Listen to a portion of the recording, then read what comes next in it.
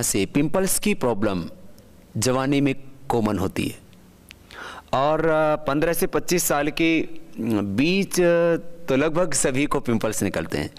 किसी किसी को ज़्यादा स्ट्रेस से या जेनेटिकली भी ये प्रॉब्लम होती है, ऐसा हमने हजारों लाखों लोगों के जीवन में देखा है। तो जिनको ये पिंपल्स की प्रॉब्लम किसी भी कारण से है, चाहे वो जेनेटिक है चाहे वो जवानी के कारण से है, तो किसी भी तरह की पिंपल्स होने पर एक तो पानी का प्रयोग ज़्यादा करें, हरी सब्जियों का प्रयोग ज़्यादा करें और उसमें भी खास करके लौकी का जूस यदि पी सकें आंवले के रस के साथ तो और अच्छी बात है। जितने भी गरम मसाले हैं या गरम चीज़ें हैं उससे पिंपल्स बहुत ज़्यादा हो जाते हैं। वैसे तो किसी किसी को गुड़ खाने से ज़्यादा पिंपल्स हो जाते हैं, किसी को और भी कोई गरम चीज़ खाते हैं तो उससे पिंपल्स हो जाते हैं। तो खाने पीने में गर्म चीज़ों से बचें, ज़्यादा नमक ज़्यादा मीठा ये भी पिंपल्स को बढ़ाता है। और सुबह उठ करके पानी ज़रूर पिएँ, दिन में 3 से 4 लीटर लिक्विड पानी आपके शरीर में ज़रूर जाना चाहिए। और पिंपल्स के इलाज के तौर पर आयुर्वेद में ही इसकी प्रभावशाली औषधि है, इसका पूरा उपचार है। एलोपैथ में जो दवाएं दी जाती हैं उससे तत्काल आप कुछ लाभ पा सकते हैं। बहुत ज़्यादा पिंपल्स होने पर तो स्टीरॉयड दे दिया जाता है जो बहुत डेंजरस होता है, उससे डायबिटीज़ हो जाता है और उससे हमारी हड्डियां कमज़ोर हो जाती हैं, पूरा इम्यून सिस्टम हमारा उससे ख़राब हो जाता है। तो पिंपल्स के लिए सबसे अच्छा होता है घरेलू उपचार के तौर पर तो आप नीम के पत्ते 5-7 सुबह सुबह खा सकते हैं और चिरायता का गिलोय का पानी पी सकते हैं, वह पिंपल्स के लिए बहुत अच्छा होता है।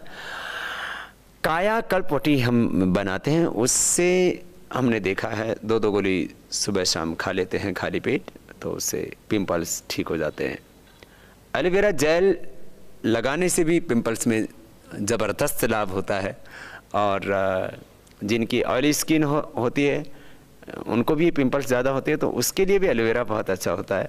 जिनकी ड्राई स्किन होती है उनके लिए भी एलोवेरा अच्छा, दोनों के लिए, जिनकी ड्राई स्किन है या ऑयली स्किन है दोनों के लिए एलोवेरा पीना भी और एलोवेरा जेल लगाना भी, ये दोनों ही पिंपल्स के लिए बहुत अच्छे उपाय हैं।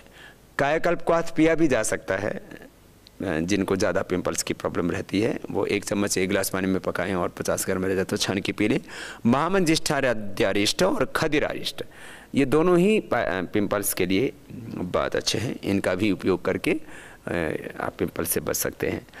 ऐसे बहुत सी चीज़ें हैं जिनको, जैसे मसूर की दाल है उसको जो है उसका जो आटा है उसको पानी में भिगो करके लगा दिया, उससे भी आप बच जाते हैं पिंपल्स से। और पका हुआ पपीता, पका हुआ केला, उसका भी आप लेप लगाते हैं, उससे भी आप बच जाते हैं इससे पिंपल्स से।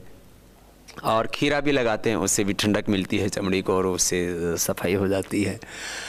पिंपल्स से लेकर के सभी प्रकार के चर्म रोगों में प्राणायाम अद्भुत लाभ करता है।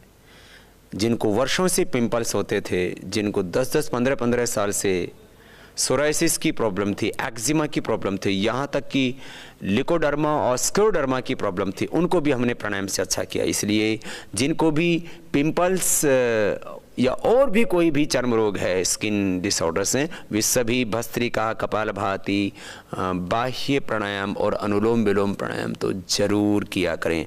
भ्रामरुद्गीत प्राणायाम भी बहुत ज़रूरी है स्किन रोगों के लिए, क्योंकि चर्म रोगों का एक बहुत बड़ा कारण स्ट्रेस भी है। तो प्राणायाम से हम तनाव मुक्त हो जाते हैं और प्राणायाम से हमारा लीवर भी अच्छा हो जाता है। और जब आप स्ट्रेस फ्री होते हैं और आपका लीवर अच्छा होता है तब आप चर्म रोगों से बच जाते हैं। इसलिए भस्त्रिका ये 5 मिनट और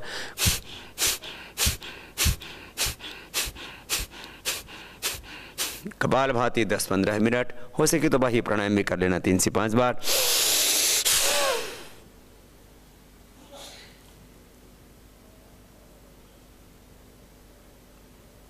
फिर अनुलोम विलोम 10 से 15 मिनट।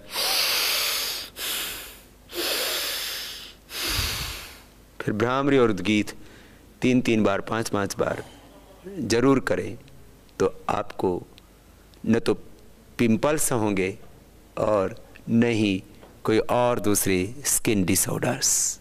कांति लेप करके हम कई जड़ी बूटियों का एक मिश्रण तैयार करते हैं, जिसमें मजीठ होता है, जिसमें हल्दी होती है, जिसमें दारू हल्दी होती है, और गैरू और बहुत सी ऐसी औषधियाँ जो आपके चेहरे को साफ सुथरा रखती हैं, आपकी ओज आभा कांति तेज ग्लो को बढ़ाती हैं। तो आप कांति लेप को भी कच्ची दूध के साथ उसको जो है एलोवेरा के जेल के साथ, उसको शहद के साथ आप लगा सकते हैं। उससे आप अपने चेहरे की खूबसूरती भी पा सकते हैं और पिंपल्स को भी मिटा लेते हैं।